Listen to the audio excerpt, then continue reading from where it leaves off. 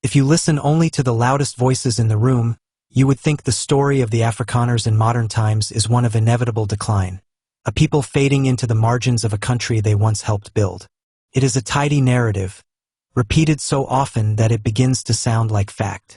Yet the reality unfolding on the ground in South Africa tells a very different story, one less dramatic but far more hopeful.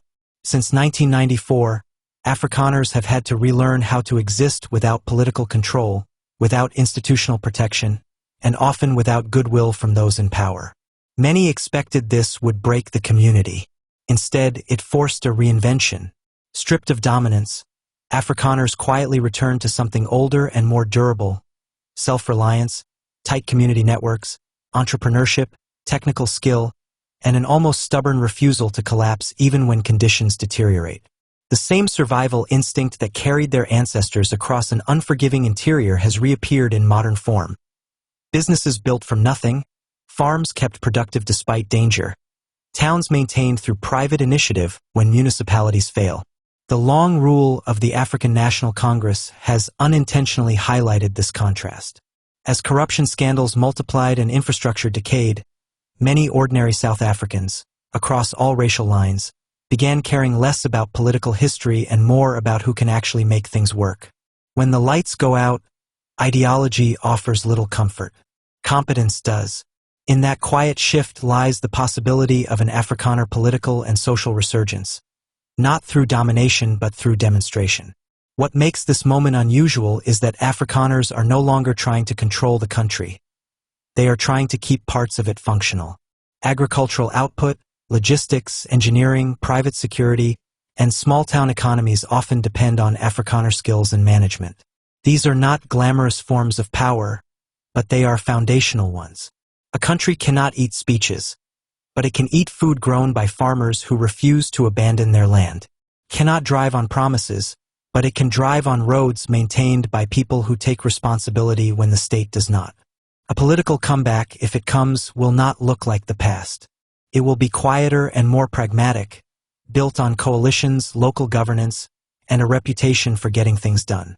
Increasingly, voters exhausted by dysfunction are showing a willingness to support whoever delivers results, regardless of race.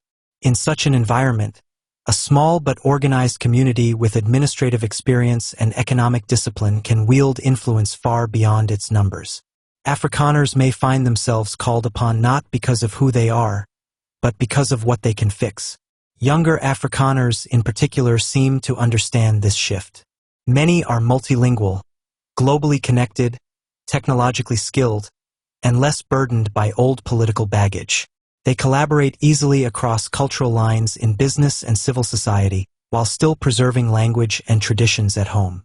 Their vision is not of reclaiming the past but of building a future in which their community remains rooted in Africa, while contributing to a functioning, modern state.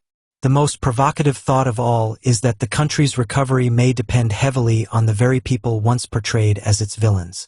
Not because they are morally superior or uniquely gifted, but because they have spent 30 years learning how to operate without reliable government support. In a failing system, those who can function independently become invaluable.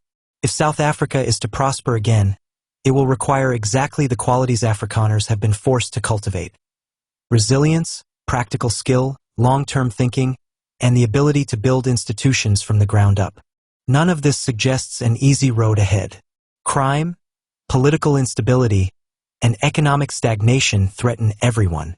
Yet while many groups look outward for rescue, Afrikaners have increasingly looked inward, strengthening schools, charities, businesses, and cultural organizations that can endure regardless of who governs. That quiet construction of parallel strength may prove to be one of the country's greatest assets.